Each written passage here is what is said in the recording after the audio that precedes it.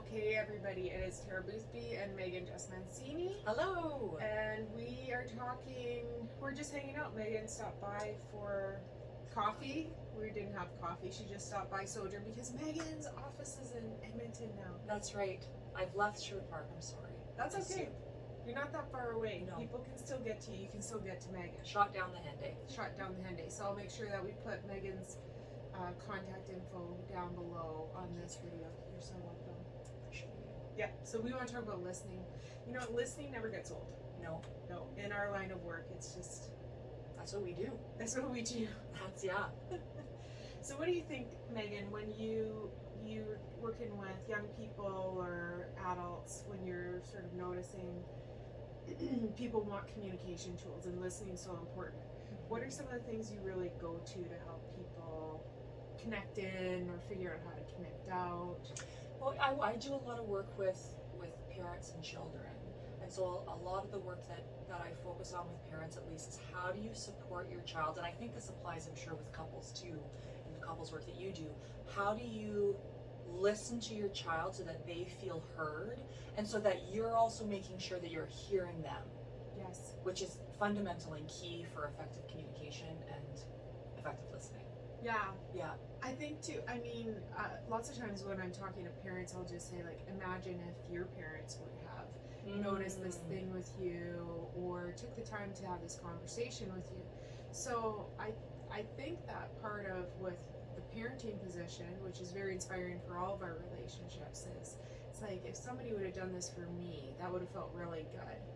If we miss something important with somebody, we can always go back. You know, yesterday you were talking about this and I didn't quite get it, or even in the moment, you know, thank you for sharing this. These sort of different ways to validate the speaker to keep coming forward towards us. Yeah. And I think kind of when we think about communication and allowing the speaker to feel validated and feel more comfortable in sharing, it's really important to be conscientious of the verbal and the nonverbal cues that you're giving off, because that really feeds into whether you're being listened to or not, whether you feel listened to. Yeah, I mean, totally. And one of the most relatable nonverbal problems that we have right now, I hear about it all the time in couples work, but with parents and children as well, is phones. Mm-hmm. So if somebody is on their phone and all of the nonverbal with that sends a big signal of, no, I'm not available. Mm-hmm. And I hear too, what's happening on my phone, what's happening here is more important than what you're trying to share with me. Yeah. It's very invalidating. Yeah. Even if it's unintentional, right? Even if it's unintentional. Yeah. And I think too, sometimes this feeds into environment. So when we're having an important conversation where we want to connect, so Megan came pop by, so we're in my office, the door's closed, I don't have YouTube playing in the back, or I'm not watching previous vlogs. I'm just here, we're hanging out. So noticing the environment, but also, I mean, a personal pet peeve of mine, but I think it's really important, is if I'm on my phone and somebody just starts talking to me without asking me if they're interrupting, and then I get in trouble, that bothers me personally. Yeah. Because sometimes we're busy. So if somebody's playing a video game, they're on their phone, they're watching the Sojourn vlog, they're watching a movie, they're coloring, they're driving, working, I mean, whatever it is. Working. So if somebody's busy and they're not giving us their full attention, then there's an awareness of this as well. However, if we're in a position of authority as a parent or somebody else and we were distracted and didn't notice it in that time, again, we can go back to it. I wasn't really paying attention. Yeah, being honest. And I think that speaks to whether you're the child or the partner or the student, whatever it is, to say, hey, Tara, I have something that I want to share with you. Can you let me know when you're free? And that might be like, hey, I just got to finish sending this email, or absolutely, I'm going to put my phone down so I'm here, or can we do it at bedtime? It's not, you don't have to make yourself available right that second, but it's creating that space of, I'm available to you and I'm hearing that you need this, and I'm going to create the space when we both are ready. Yeah.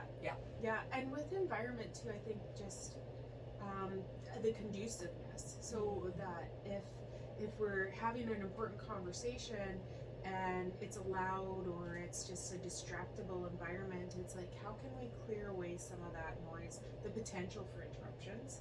Yeah. Yeah, and then also, if somebody has something really important to say to you or me, and they pick a shitty environment, like it's like there's loud noises or there's all this distractibility, it really feels like a letdown. You know, it's sort of, there's this like, am I valuable enough to have an environment that it's easy for me to hear you, it's easy for me to listen. Yeah, absolutely. Yeah. All these little big things. Little big things.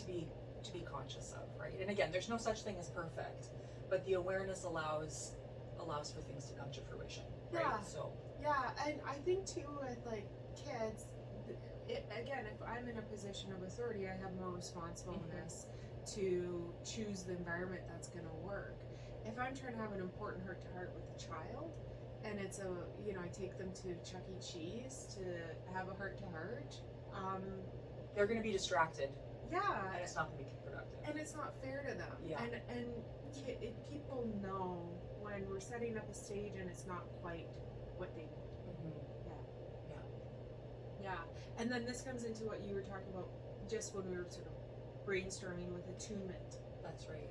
Yeah. Yeah. And so when we think about attunement, or when I think about attunement, it's being able to connect with the emotional need underneath the behavior or what's being said, which I find often, especially, I have some kiddos and teens that I work with when they're scared or when they're sad, that's expressed as anger. And the anger can really, it's kind of like smog, right? It distracts from that internal need of like, Mom, Dad, I love you and I miss you, or that really hurt me. And so the attunement is being able to connect that, like, I know you show those feelings with anger, and I'm going to connect with like, I must have really hurt your feelings, or you must be feeling really scared right now. Not you're being a brat on purpose, right? So it's connecting with that inner need, emotional need. Yeah, and just the awareness of, like we would say with children, my child is having a hard time, they're not giving me a hard time. And I think that just with people realizing that we're all people like everybody else. Somebody's having a hard time, people aren't trying to give us a hard time. There's the odd one that is. There's somebody out there that is. But the majority of your emotionally safe relationships, if there's a lot of emotional safety, just somebody's off.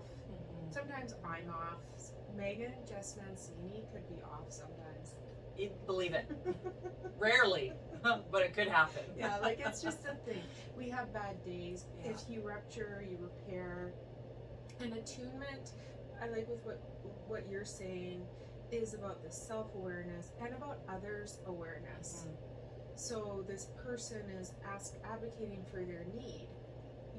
Some people have preferences about how to chair a conversation. Some people have preferences about or pet peeves about phones, whether it's like you're always on your phone or you're interrupting me on my phone. Getting a lay of the land.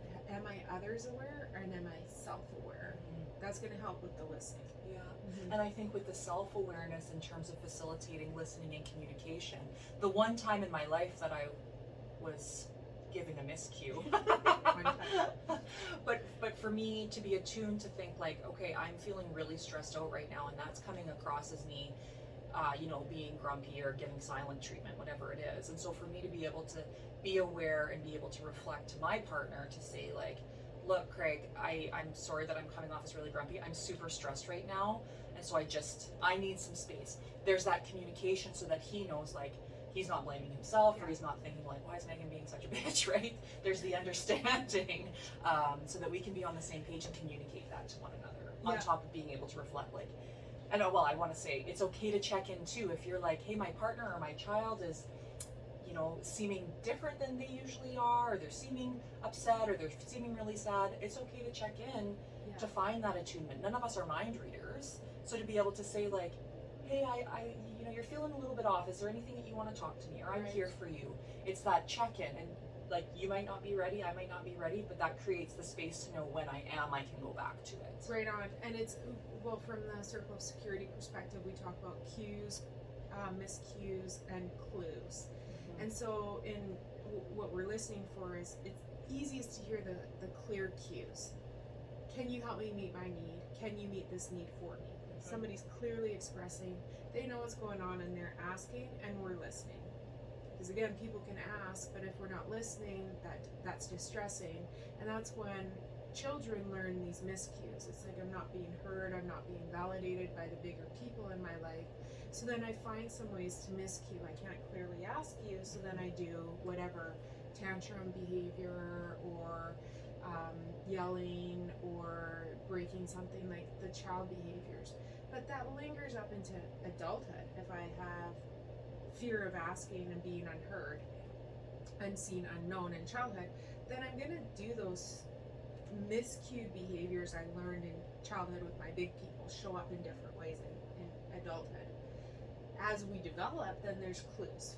Yeah. And we're all good at clues. So in adolescence, you get the clues. The teenager comes and plants himself on mom's bed, and she's not really going to talk. She's kind of pouting, but it's like, why are you in my bed? That's a clue. We do lots of those clues as adults. They can get us into a lot of trouble, especially in adult love relationships. Yeah. So we're trying, like, Sandy, but I kind of told you, or I hinted. It's like, the more we can clearly articulate, the more we are able to be heard, and the more we are experience being seen and known. Also, the more we can clearly cue or express things, the more the people around us learn that they can do the same with us. So it's an interesting part of listening. The clearer we speak, the clearer other people feel like they can speak with us. Yeah. And I think that leads to, so the clearer you or I speak, but then for the receiver, what becomes really important is to listen to hear. I'm listening to hear what you're expressing to me, whether it's an emotional, whether it's a need, whether it's how my day was, I mean, whatever it is. I'm listening to listen, not to rebuttal, or not to fight back, or not to speak back. Yeah. And I think we've all experienced that when we've shared something with someone, and there's like a vibe where you can tell that they're over here, and as soon as you finish, it's but no, I didn't mean to. This is what that message sends is, even if you didn't mean to, is I'm not listening to you, I'm just, what's important is what I'm telling you, not what you're telling me. So to be really conscientious about taking it in. Like defensiveness, shaming, blaming, laming, criticism. Yeah. Like, we're listening for the sake of hearing, and wanting to participate. Because if we get into a self-protection mode, we're actually starting a cycle of conflict with this individual. That's right. So that's the emotionally focused. All the attachment science is like, how do I make peace with myself to listen? And we say it in terms of intentionality in the attachment world. Like, this person has an intention. What is the intention? My child, when my boy this morning, he's yelling at me, and he had an intention. So trying to take charge of that situation to help him move through his anger, so that he can explain to me what he's actually needing, which I can't remember what it was. It was something about breakfast. Hangry. And it was just, he wanted me to open a package up for him or something. But when we fall into the fear of not being heard, it gets really loud inside, and then we might scream. In whatever version. But that positive intention, and then there's value. Somebody coming to speak to us is somebody wanting to share a valued experience. So this person, Megan's coming to me. Megan made time to come to Sojourn to talk with me about important matters and to do a vlog with me. That Megan is valuing. So then just knowing that people are putting value on this energy exchange, it's like, how can I let that saturate me and be like present?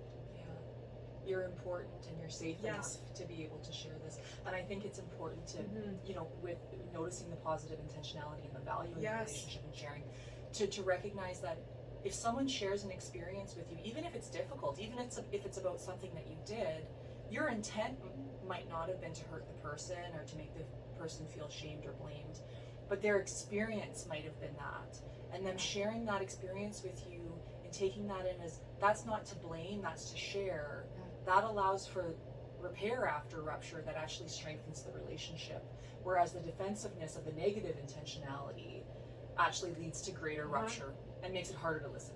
I like that. And what if just our definition of listening was more focused on how am I sharing this space? Yeah. Like if I walk into conversations and I'm like, how am I sharing this space? I think that's what works about our vlog.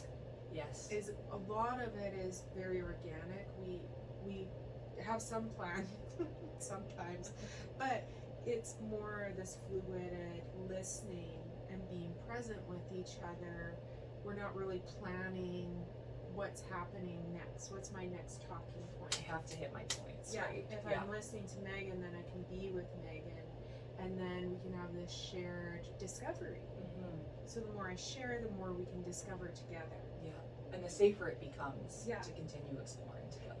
And what if somebody, just you came to somebody, or they came to you to listen to you, and to just, you felt an experience, you had a felt experience of somebody sharing space with me as I'm speaking to discover with me. Like, doesn't that sound like a beautiful listening experience? Beautiful. Yeah. And very like sacred and special, I think I'd say to that. Yeah. So a huge part of listening is actually talking. Yeah. Seems obvious, doesn't it? It seems obvious, but it's not. Listening is not about power. There's not a power move, and listening is about responsibility. Like there's a responsibleness. Henry Cloud says a boundary is where one person ends and the other person begins. That's listening as well. What is my responsibility here of what I need to self-regulate in this conversation and what I allow to be co-regulated, and vice versa. And I think that can become really difficult in conflict. When things get tough, when a rupture happens, it can really be hard to find this medium of the listening and the sharing, to listen and connect as opposed to listen to combat. Yes. Yeah. Yes, when we lose our footing, when we're dysregulated, my sharp music is going on, and if I require myself, because again, when we're dysregulated, oftentimes when I'm dysregulated, other people don't necessarily know. So my responsibleness to own my own dysregulation and self-regulate, or stop a conversation, stop myself, whatever it is, it's like we need our footing. We need our footing when we're talking about emotionally intense things, and that's more vital with marriage. And parent-child relationships. Parent-child. Yes, parent-child. I think too, it's like, I was having a conversation this week with somebody about police officers, and I know lovely police officers, but when I get pulled over for a speeding ticket, which never happens, it's just a thought. I haven't for a while, but when I do, I'll do the exchange, and I'm afraid, but I'm muting it, and then I'll cry afterwards. Whether I know police are great or not, or I know nice police officers, it's scary for me. Because there's this thing about how am I doing with my dysregulation and not actually taking care of myself. Because I got in trouble. That doesn't feel good. No, And with that, I think this brings back to the beginning of this vlog, making the implicit explicit. It's okay in conversations, if you're feeling dysregulated, your brain is firing in fight or flight mode. It's not firing in, I'm going to listen in here. So it's okay to be explicit. I need to take some time, and then what's important is coming back. But to say explicitly, I'm not going to pretend like I'm okay, and then I'm over here not listening to you, right? Yeah. Of course, harder to do with a police officer. Yeah, and I think too, it's like sometimes, because I mean, if I need a breather with somebody I know I'm emotionally safe with. Yeah. But I mean, with a police in person, they are a stranger. And they are an authority. So it makes sense. I'm dysregulated. I might not be paying attention to it. And then I'm not emotionally safe to say I'm dysregulated. And there's many instances where that would just probably not be safe. I mean, it's interesting to analyze what is emotional safety for listening and being heard, and what is potential for not emotional safety. And those boundaries. if this is a stranger, I don't really have the ability to expect them to listen me through. Yeah. And I think too, in some cases where there's been emotional invalidation, or shaming and blaming, that the people that we know are not emotionally safe either, in the sense of if I make the implicit explicit, if I express my need clearly and I know it's not going to be met, that's not safe. No. And so that's where it becomes, and again, I'm always thinking parent-child, but like the responsibility of the parent, just like the police officer, same but different, to create the space of, I'm going to hear you and I'm going to listen to you, so that it becomes safe, or that it starts to become safe, so that we can learn and grow on that. And that's our responsibility as psychologists and as parents and as humans. And I think what I hear you saying that gives me sort of a bit of a light bulb is, we're talking about when it's reciprocal and when it's not. And I mean, with children, parent-child is other focused reciprocity. So there's a give and change, but it's the direction is on the child. Whereas with Megan and I, there's just this fluid reciprocity. As with our husbands, we actually have other partners.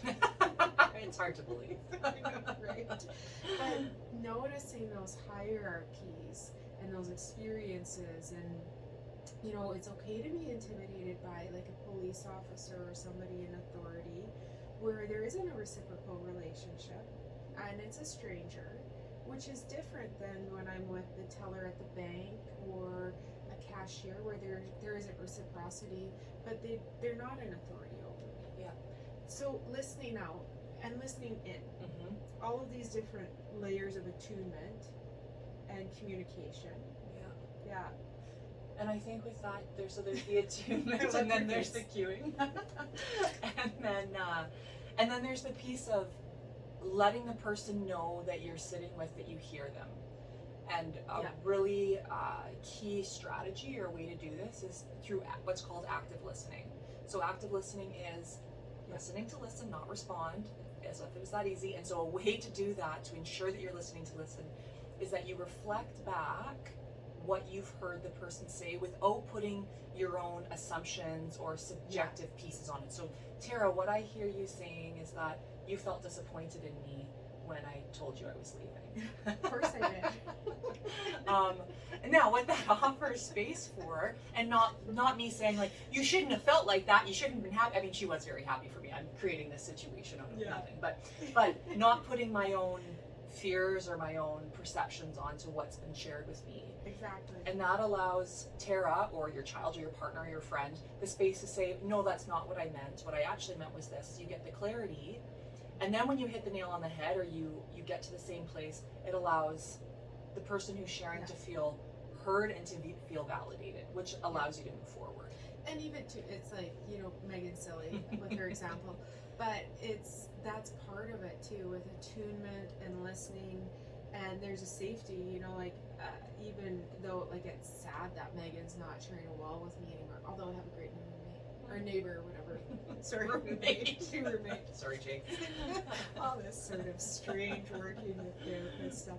But it's sad to lose Megan, but we've talked it, there's been healthy listening and processing. And so then humor. I mean, what safe humor is, what's silly tongue-in-cheek, what's not sarcastic. Because sarcastic can allude to something that's in disrepair, but I think that's a marker of in your and my relationship when we're listening to each other.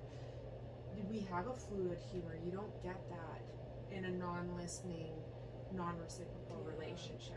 And when you think about the emotional safety with being able to insert humor, you see us do and what we do in real life outside of vlogs too, is that I know that if I really have something I need to share with Tara, that she's going to create the space to listen, and vice versa.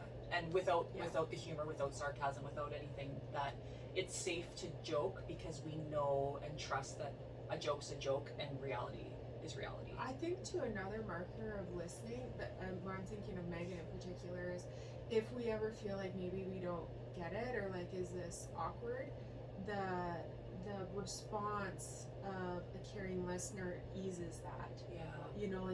Because our relationship is shifting, so there's been a few oh this, oh that, but our response of oh, but I'm heard in this shift, and then that eases off the anxiety, right, or the vulnerability. Yeah. And not just about you and I, but what are other markers of good listening relationships? I think that sometimes and this is a dangerous statement, it gets misused a lot, but that agree to disagree. I think that sometimes people will say it as a harsh, like, I'm stonewalling this. But when you have an experience of like, you know what, we didn't agree on anything, but that was amazing. That's a lovely experience. Yeah. Especially in such a divisive world that we live in right now. Oh, yeah. And I think agree to disagree in terms of Linehan, she talks about dialectics, and I use my hands. So a visual is a yin and a yang, right? And so you have the black with the white circle and the white with the black circle, so seemingly opposites that can be held together seamlessly walking the middle path. And so there can be a piece of, if we have different opinions and we agree to disagree, there's a piece of where Tara's coming from is valid. Yeah. And where I'm coming from is valid. We don't have to pit against one another. And it's okay for us to have different experiences together, to walk that middle path in holding both at the same time, which can be hard in the all or nothing world that we live in, right? Yeah. I think too is like that there's safety to feel tentative.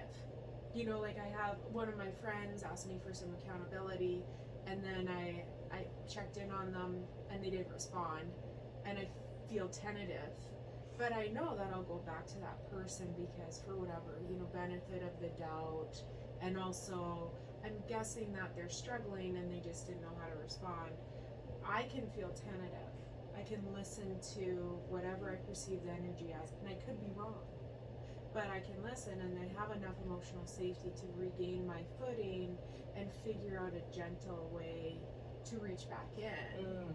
Because it's not they're not saying something, but they're saying something. Yeah. And there's safety. It's different when people are silent or stony and there's not safety. Yeah.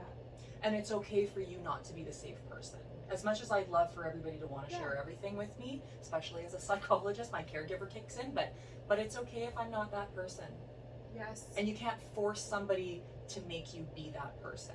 Yeah. So with, I get, you know, especially with parents who are worried about their kids, there's the anxiety, they just want to keep them safe, they just want to make sure they're okay, and then it comes across as, just tell me, why don't you share anything with me? And the message is like, I love you underneath that, but for a child or an adolescent, that's like, go on back, I'm still not, I'm going to push you even further away from me. It can be a lot. Yeah.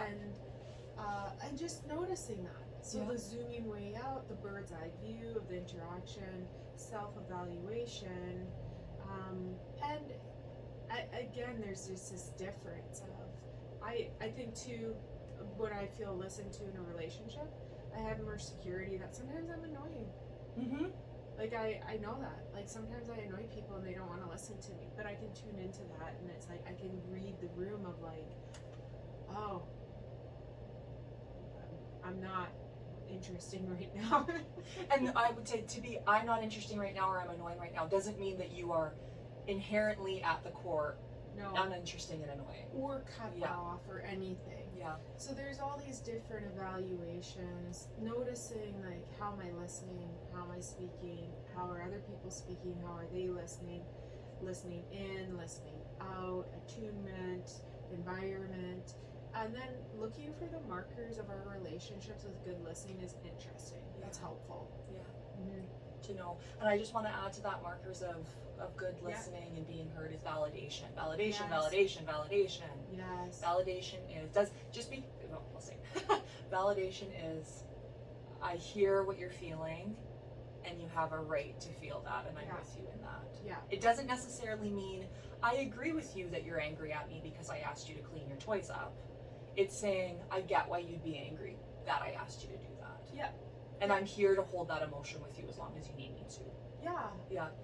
And that's tricky in different ways with adults, but again, it's that validation that I hear you, I see you, I know you.